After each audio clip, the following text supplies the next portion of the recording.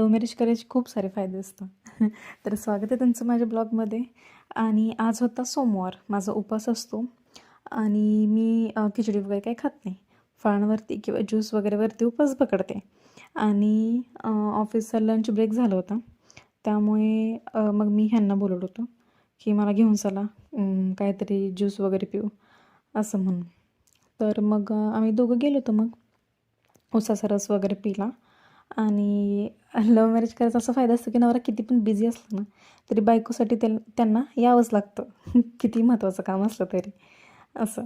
आणि मग आज सोमवार होता, त्यामुळे मग माझी गडबड चालू होती स्वयंपाकाची. मी बनवणार होते आज डाळ भात पुरी भाजी, एवढा सगळा मेनू होता. कारण की आज होता उपवास, त्यामुळे व्यवस्थित प्रॉपर जेवण झाल्याशिवाय मला बरं वाटत नाही. परत ना जेवण वगैरे झाल्यानंतर आमचं चालतं, हात कोणाचा घोर आहे, त्यांचा का माझा? तुमचं पण असं चालतं का? सांगा मला कमेंट.